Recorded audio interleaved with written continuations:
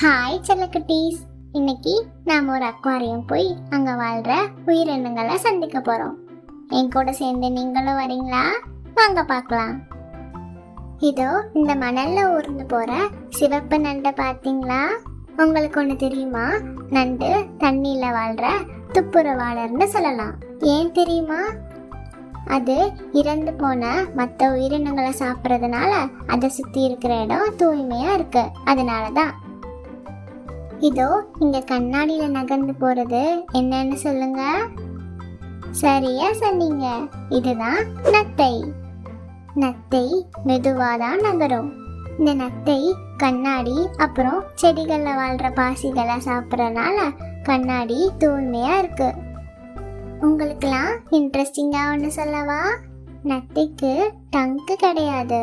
அதுக்கு பதிலா ரேடுலான்னு ஒரு உறுப்பு இருக்கும். ரேடுலாவை பயன்படுத்தி தான் உணவு சாப்பிடும். இதோ இங்க தாவரங்களுக்கு பக்கத்துல நீந்திட்டு இருக்கிறது பாத்தீங்களா? இதுதான் இறால். உங்களுக்கு ஒண்ணு தெரியுமா? இறாலுக்கு 10 கால்களுக்கு மேல இருக்குமா. இந்த கால்களை பயன்படுத்தி தான் அது நடக்கிறது, நீந்துறது எல்லாம் பண்ணும். இறால் தாவரங்கள்ல இருக்கிற பாசிகள் அப்புறம் அழுக்கெல்லாம் சாப்பிட்றதுனால தாவரங்கள்லாம் ரொம்ப தூய்மையானதா இருக்கு. அடுத்ததா வண்ணங்கள் நிறைந்த மீன்களை சந்திக்கலாமா?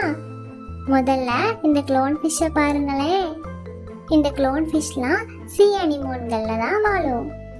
சீ அனிமோன் பார்க்கறதுக்கு தாவரம் மாதிரியே இருந்தாலும் அது கடல்ல வாழ்ற ஒரு விலங்குன்னு சொல்லலாம். அடுத்து நம்ம பார்க்க போறது ஏஞ்சல் ஃபிஷ்.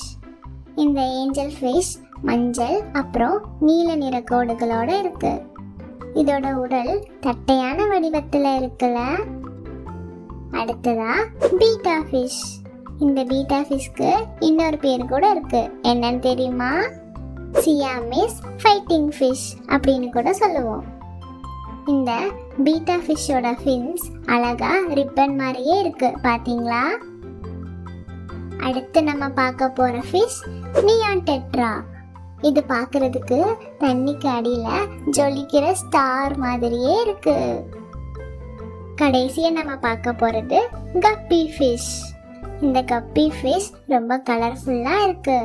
ரொம்ப பிரபலமான மீன்கள்ல இந்த கப்பி ஃபிஷ்ஷும் ஒன்று. இன்னைக்கு நம்ம தண்ணீர்ல வாழ்ற சிறிய உயிரினங்கள் கூட எவ்வளோ பயனுள்ளதா இருக்குன்னு தெரிஞ்சுக்கிட்டோம். ஓகே செல்லக்குட்டீஸ், உங்களுக்கு இந்த வீடியோ பிடிச்சிருந்தா லைக் பண்ணுங்க, உங்க எல்லா ஃப்ரெண்ட்ஸ்க்கும் ஷேர் பண்ணுங்க, அப்புறம் மறக்காம சப்ஸ்கிரைப் பண்ணுங்க. உங்களை அடுத்த வீடியோல பார்க்குற வரைக்கும் tata, bye bye, see you.